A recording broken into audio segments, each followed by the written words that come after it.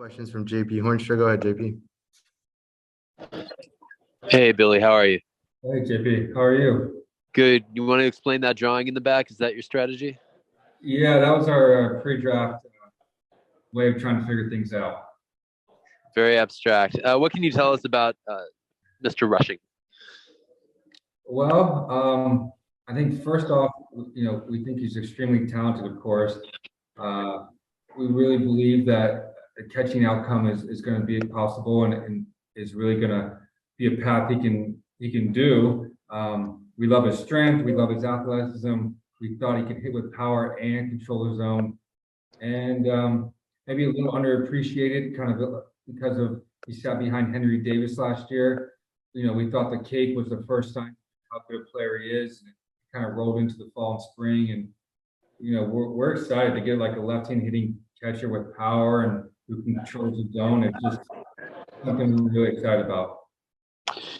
You said you believe the catching outcome is going to be possible. Are there other thoughts you're considering as far as where he could line up in the field? Not really. I mean, I do think he's like his athleticism is a little underappreciated. So whether there's multi-positions down the road, sure. But we believe strongly like the catching outcome. I think, most of the industry had doubts. He only caught like 2 days a week. And some of the sporadic playing time back there, I think, clouded what we think is a talented catcher. Thanks, Billy. Yeah. My questions from Fabian Ardaya. Go ahead, Fabian. Hey, Billy, obviously you guys are kind of used to drafting at the end of the first round, but what was the sort of challenge of waiting till pick 40 this time? This time felt a little longer. I always blame Andrew Friedman in these cases. No, just kidding. No, it felt a little longer. Fortunately for us, we felt like the talent was very similar to maybe like a pick 30. So in a weird way, we waited longer. We had to do more work on more players, but the outcome felt the same in terms of like a talent range. So pretty happy with that outcome.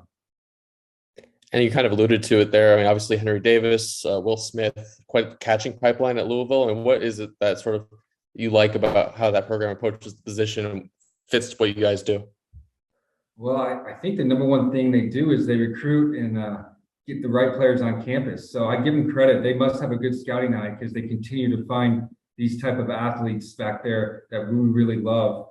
I give them a lot of credit. I think the way they run their program is unbelievable, and it's something we really respect. And this is just another good product out of that program. Thanks, Billy. Yeah. Next question is from Kerry Osborne. Go ahead, Kerry. Billy.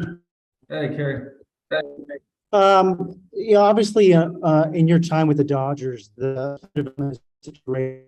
With how much of the ability You're breaking up, Kerry. Factor. Kerry, you're breaking up.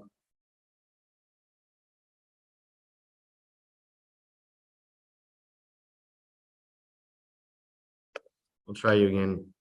Next question is from Jack Harris. Go ahead, Jack. Hey, Billy, I'm curious, like with the position you guys were in coming into today, I'm sure you had a pretty wide pool of names you were looking at.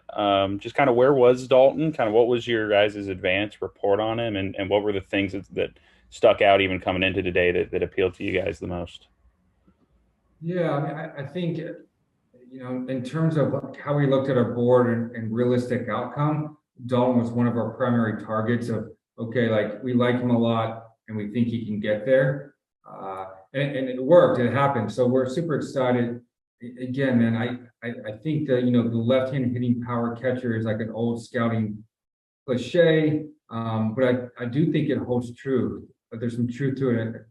Overall, just like what that talent is, how rare it is. Listen, our catching situation is in really good shape in the organization. Everyone knows that. But to add that kind of talent, we just thought it was like too good to pass up. We're a big believer in Dalton. We love his makeup. We think it's a perfect mind for the position, and we can't wait. We can't wait to get to work with him. And what's your guys' plan kind of for the rest of the week? Are there anything specifically you kind of have an eye on going into the picks you have left here? Yeah, we're gonna like go grab some food and like watch the rest of the draft and sit back, and then really as the dust settles, get a good plan of attack for tomorrow. We've spent a lot of time organizing the players. We think there's some real, I guess, real areas of talent that we want to hit. And I'm excited. I think it's going to work out like we want, but you never know till tomorrow. And these other teams do a great job too, so it's always a little hard to predict. All right, thank you. Yeah. Next question's from Eric Steven. Go ahead, Eric.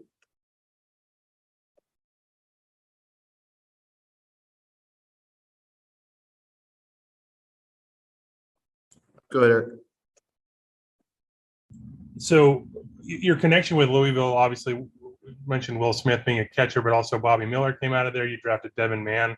Do past picks from Louisville like make them a more, I don't know what the right way to put this, but like trusted information from that area? Like how does that sort of interactivity play out? Yeah, good question. You know, I think we just really understand what they do there, how they train their players. I think they've built a great foundation for their players.